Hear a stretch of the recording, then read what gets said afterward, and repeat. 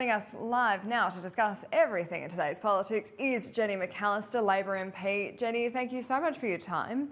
The big discussion within Labor today has been this speech from Clare O'Neil. She said that being patronising to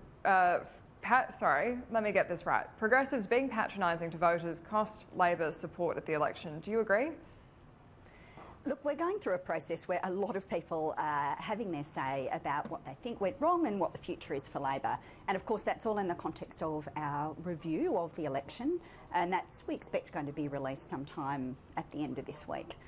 I actually haven't yet seen Clare's speech, so I can't quite comment on all the detail, but I do know Clare and she is a very thoughtful and considered contributor.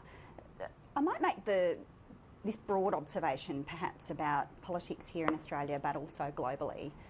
I think there is too much shouting, and it is really important that people who want to participate in politics, whether they're people who are in positions like mine in the Parliament or people that are simply participating on social media or people that are doing it locally, you know, in their PNCs and their football clubs, we've all actually got to be able to listen to one another.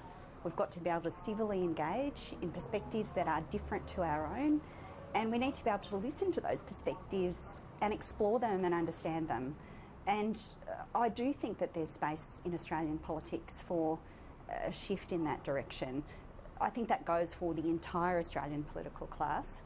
And I think if we want to sustain democratic practices, democratic habits, we actually really need to start practicing them, learning them, and the core of a democratic society is the ability to listen to other perspectives and explore them. Absolutely, and I think this interview is an excellent example of that because we get to flesh out exactly what you think in a very non-shouty way. So I will ask you again about these comments that Clare O'Neil did give to the Australian newspaper, and it's ahead of her speech tonight, but she has given these quotes that are on the record.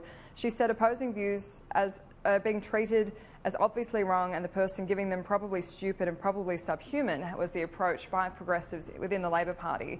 So on that point, do you think that Labor could be engaging in more respectful rhetoric, as you say, about the need for more respectful interaction with people who disagree with you?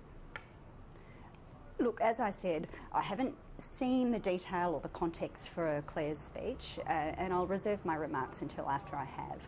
But I do think that there is an imperative for everyone involved in politics, right across the spectrum of left and right, and at all levels of politics, to be a little bit more respectful. I don't think that social media is helping. I think that it inclines people towards absolutist positions, and I think that a greater curiosity about the perspectives of others, a greater willingness to explore other people's ideas would do our country a great service. What do you think Labor could be doing better? We're part of that story. We need to lead. We need to lead through our own behaviours and demonstrate what it looks like when we're really listening.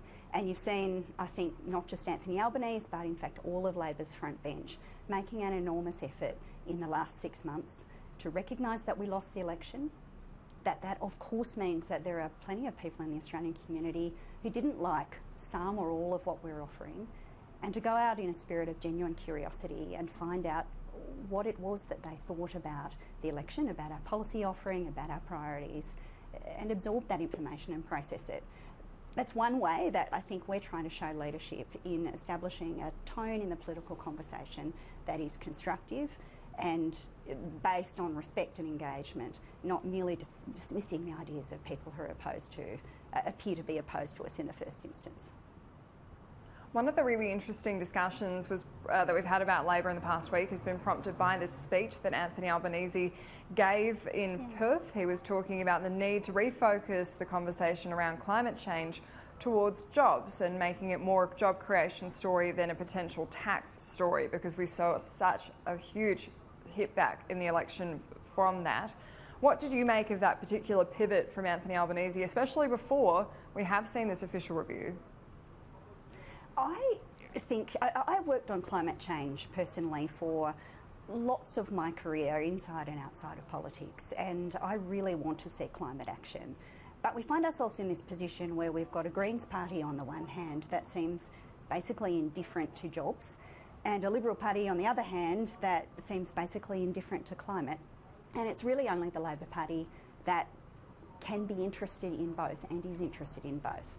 And so from my perspective, Anthony's remarks represent continuity.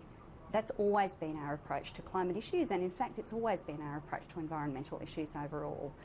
We can't hope to make progress unless we can reassure people about the future of our economy.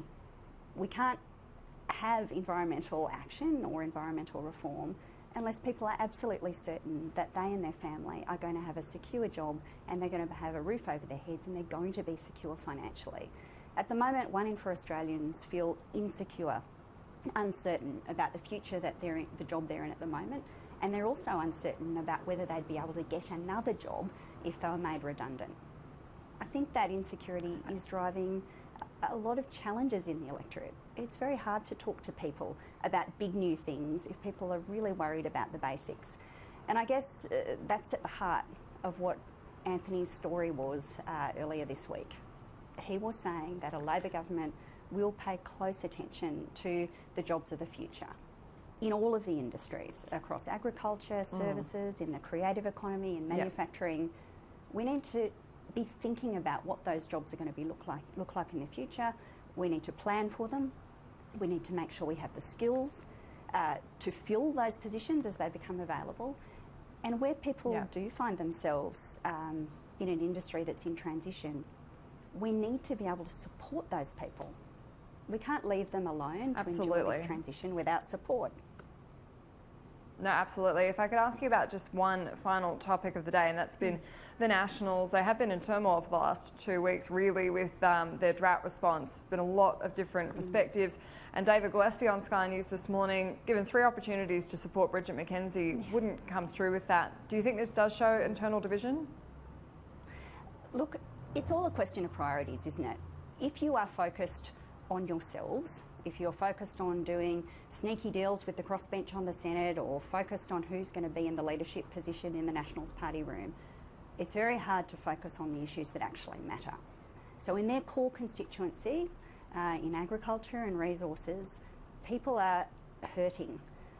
They are experiencing one of the worst droughts in living memory, but we don't have a drought response that's coherent.